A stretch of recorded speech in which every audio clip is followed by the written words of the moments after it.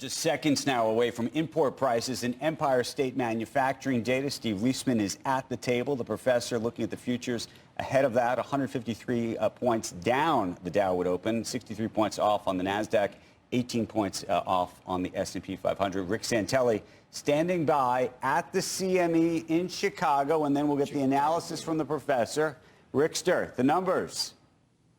Yes, we're a few seconds away, and of course, April, this is a real time on Empire. And our last look at minus 20, Andrew, was the weakest since Jan of 24, a little over a year. And here it comes, minus 8.1. That's definitely less than we were expecting in terms of being negative. We're expecting a number closer to minus 14. So minus 8.1 actually is a bit of an improvement from that minus 20. If we look at how that fits in the context of strength, 5.7 was the last positive number. That was January. Now, import prices for the month of March, if we look at the headline number, import price month over month, down 0.1%. We're looking for unchanged. And I do want to point to the trend. The trend the last several months has been for higher prices. If you look at the prior months, January and February, they were both up 0.4. Those were back-to-back, some of the strongest since early 24. So minus 0.1 reverses that. And that's where we, looking at the end of last year, this would comp to minus 0.4. That was in September of last year. Now let's take out petroleum. It moves 0 to 0 unchanged. That's also less than expected. We're looking for a positive number of up 0.3. How does that fit in? Well, 0 would fit in with up 0.1, and that was in January. To find a smaller number, you're going back to May of 24. Now, let's go year over year, shall we, on import prices, up 0.9, less than a 1.5 expected, and that would figure into basically the best number just since last month when it was up 2%. This also has been trending higher. Last month's up 2% was the highest since D of 24. Now let's look at month-over-month export prices, exactly as expected, unchanged. And if you look at the year-over-year, 2.4. Out of all the numbers today, this is the warmest of them. So export prices year-over-year up 2.4.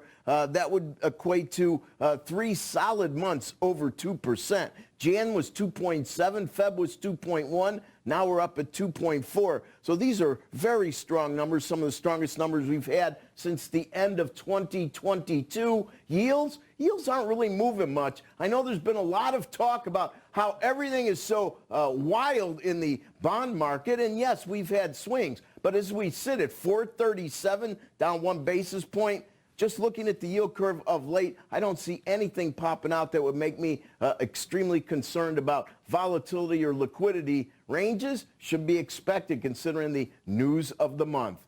Andrew, back to you.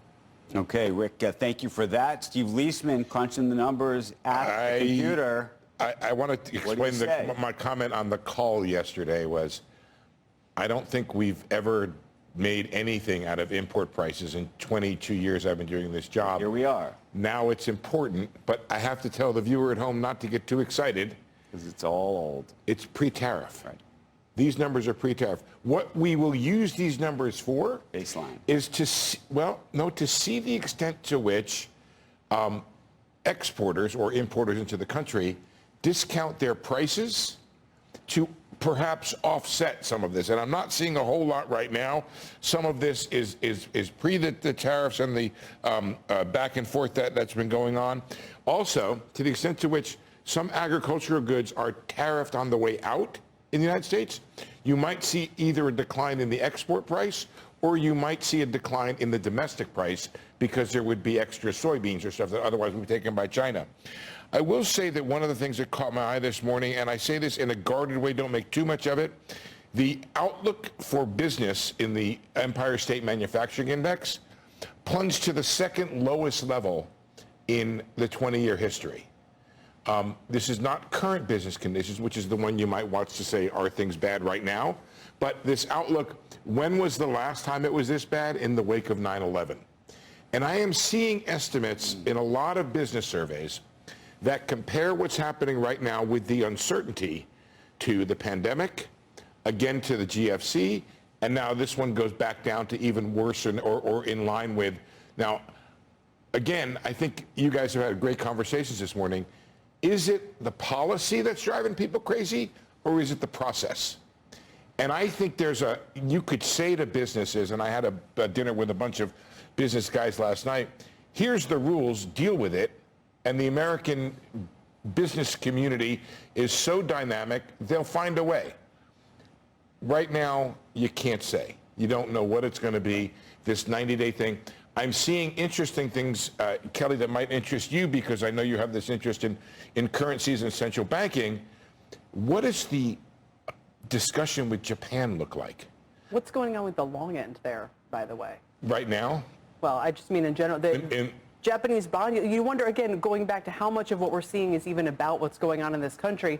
Why are Japanese 30-year bond yields up, 10 basis points every time you wake up? I don't know the reason for that, but there is some talk about, sorry? They're like almost 3%.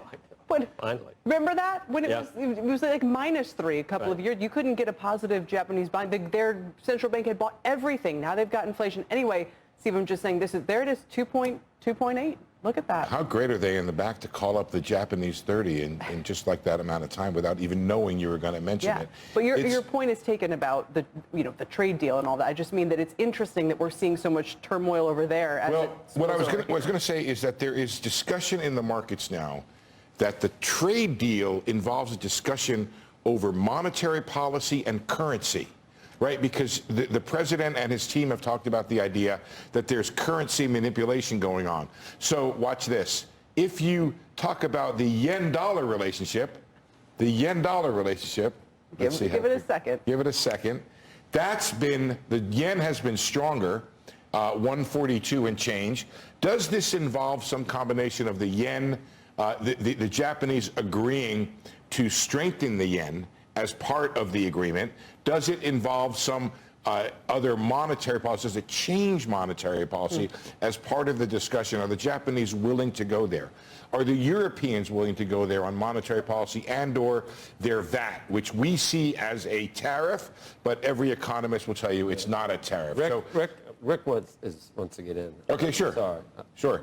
All right, Rick. Well, you know what? We're talking about JGBs and 30-year Japanese government bonds. How many people do you know that trade 30-year Japanese government bonds, Steve?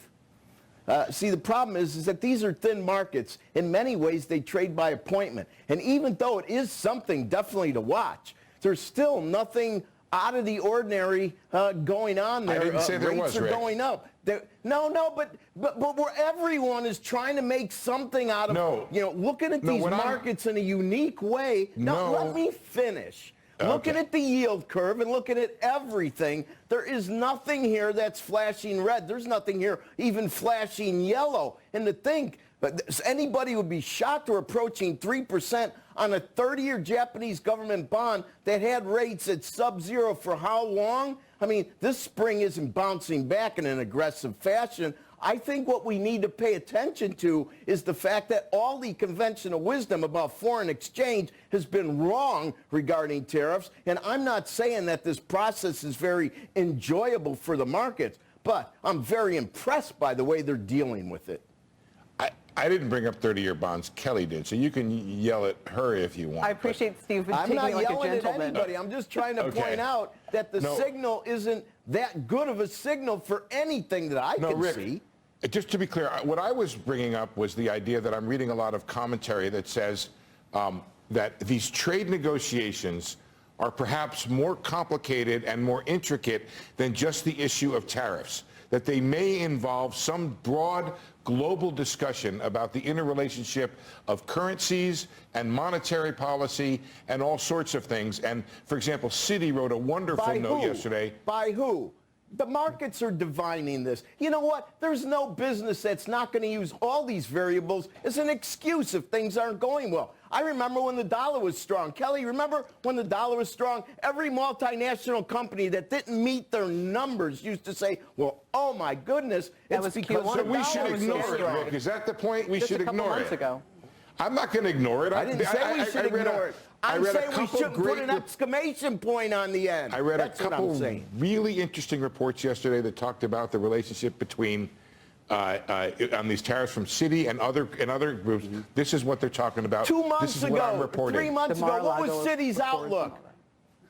All these banks, Goldman, Citi, they've all adjusted everything down. You know what? When I used to be in the business, when you made a call in January and you downgraded in February, you downgraded in March, we used to call that being wrong. Okay. Okay. Others would say when the facts change, I their want to hear minds whatever. change. Rosengren. Stephen Rigg, thanks. The analysts, the best thing is when they got a $400 price target and the stock's at 190 and they cut it to 220. That's all. And they do that all the time. They have to. And if you don't look, you think, oh, they're at 220. That's a pretty good Seems price reasonable. target. Yeah, exactly. Let's bring in former Boston Fed President Eric Rosengren for more now. He's a visiting scholar with MIT's Golub Center. It's great to have you here. Maybe you can jump in and weigh in on what kind of reimagining is going on of the global economic order.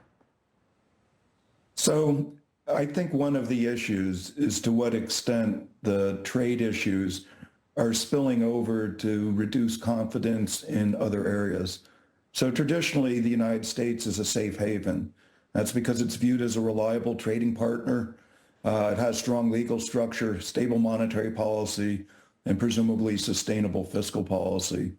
As those assumptions become undermined, and as globalization goes in reverse, I think a number of economic relationships are at risk of behaving differently than they have in the past.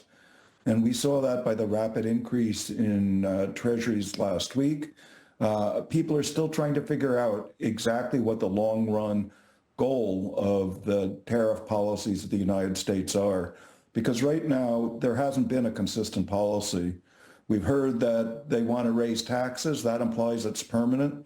And you're in effect changing the distribution of taxes to low and moderate income by focusing on imports and reducing income taxes. The second would be to bring manufacturers to the United States. Again, that has to be permanent, otherwise there's no reason to relocate. And the third is to negotiate free trade, which implies that it's temporary. And depending on who you're talking or when you're talking to them, we get a different answer for each of those. So it's a very confusing time. It's not surprising that it's highly volatile because there's no clarity on what the end goal is. Right, although, so in the meantime, we have a dollar, that's repricing, we have bond yields repricing, we have a Fed that is kind of hinting they're going to be on the sidelines until they can figure this all out. I think that's right. I mean, if things are going to be reversed quickly, there's no reason for the Fed to react. And if the problem is tariffs, then the fiscal policy authorities have the ability to change the problem. So I think it makes sense for the Federal Reserve to wait and see what the actual policy is going to be over time. We're sometimes seeing tariffs get exempted and then told it's reversed over a weekend. So it makes sense for the Federal Reserve to get a real sense of what's going on. But I would say this is a supply shock, just as your discussion on toys before. It's not just price effects, it's a supply shock because people are increasing inventory, people are trying to find alternative ways to get the same goods. All that's going to take time. Unfortunately, I think it's going to be a lot like the pandemic, that we are going to see supply shortages and price movements that seem somewhat erratic. And it's going to make it very difficult for the Fed to figure out what the underlying inflation rate is going to be and how consumers are going to react to the volatility that they're seeing in prices and how much they interpret as being permanent, how much they interpret as being temporary. Do you hear or kind of suspect that there might be something, kind of a big agreement, a bargain that comes out of all of this between the U.S. and our trading partners, whether it's on currencies, trade, or kind of across all of those fronts? We've heard references to a new Plaza Accord and things of that nature. That kind of agreement doesn't occur in 90 days. It's going to take much longer. When you start talking about tax policy and monetary policy, there may be some countries that are more amenable to doing that, but I'm sure there are going to be a variety of countries that view that as a non-starter. So I think it remains to be seen exactly which of the trading partners are willing to have an agreement that is comprehensive and how long it takes, because monetary policy changes over time. So you need an agreement that's dynamic. That's not that straightforward to do. Steve, anything you'd add before we go? I would just ask Eric, Eric, how long would it take you to look through and feel confident to cut rates? I'm imagining you read Governor Waller yesterday, and he said it's transitory if it's large, and it could be transitory if it's if the tariffs are small. Would you be willing to make a bet on transitory and cut rates ahead of time to address the weakness? And if not, how long would you wait? I don't think anybody's going to be willing to assume that it's transitory. I did see Chris Waller's comments, but the reality is that it remains to be seen. And if it's a supply shock, decreasing interest rates is a solution to inadequate demand. But if it's inadequate supply and you lower interest rates, you're just increasing demand on something that can't be produced. You cause more of an inflation problem. As we learned last time around.